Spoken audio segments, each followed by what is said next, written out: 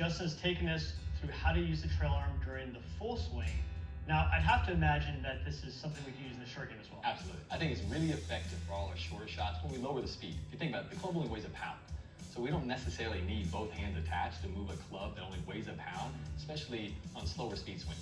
I think it's a lot easier to understand the orientational control, actually taking the lead hand off again, really just isolating the trail arm. Actually, that pound feels more effectively like a weight to us. It's not so light, so it's a lot easier to control that coordination.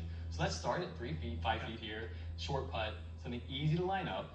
I want to minimize the handle path on short game shots. I don't want this handle moving a long ways. I don't want a lot of reorientation of the face. I want this to be really efficient. So when I'm setting up and I'm rehearsing these shots, again, I need my secondary target because all my mechanics are based on my secondary target. Secondary target changes a little bit here when we're talking about putting because it's a little more complex. We have a green, the ball's staying on the ground. So I'm looking for matching up my start line, which way I want to start the ball, my entry line, based on when the ball slows down, which way I think it's going to fall into the cup, and then my speed. And I always want to put those three together.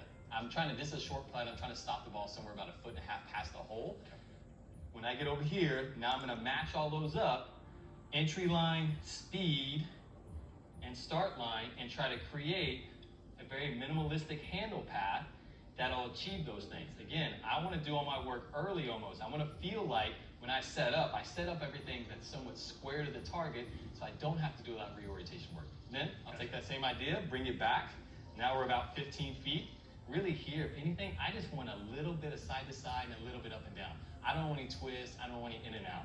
Get everything square to start with and really minimize the handle path as I hit these. It's so much easier to create a good roll to the ball and then start to dial things in. It's like I can catch the ball solid consistently and hit it down my line. Very little motion from that butt end to the head. Absolutely. And you're going to see that butt end is going to stay in front of my body. I see players that struggle, they tend to get the handle drags and then there's a reorientation on the way down.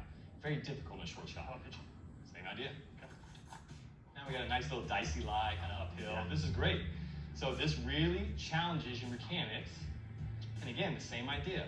I'm going to look and kind of find my landing spot. I'm going to connect my 3 dots, where I want to land the ball, how it's going to roll out, where it's going to stop in relation to the hole. Every shot, you're going to have this sort of like 3-dot process. You got to have that visualization. Because that's where my mechanics are based off. Ball, I don't have that. I don't know what to do. Some sort of secondary target. With the putting, it's actually behind the hole. Exactly. Or you could go ball, some middle target, and middle target where it's going to land in, and then eventually. So on the range, it was ball, intermediate target, finished place. Here's the same ball, landing spot, finishing place. Yep.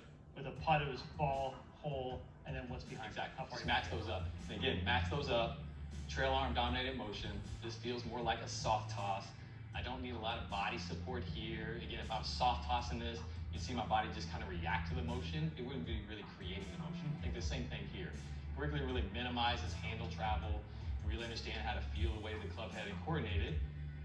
Feel more of that little soft toss. Ship it up there. Nice. Really soft. This is a little dicey lie, but really start to match these things up, soften up. It's amazing how efficiently you can hit these little delicate pitches. And actually, as I said earlier, I think it's almost easier to hit these little pitches with only one hand attached, because now I can really control that 1 pound weight of the club. You put 2 hands attached, man, it is so much harder to feel that 1 pound weight and control it in space. Beautiful. Now that's going to help anybody when they put both hands on the club, but hey, if you want to swing right-handed, you're allowed to. So I've got guys that have been yippers for 20 plus years that you put it in one hand and the yips go away. Awesome. And I think if you can kind of blend that in, then you can blend the lid hand back in, make it more passive, and be in the same place. Or not. Or not. Stay one-handed. There's good guys that do it. There's a lot of competitive players that do it.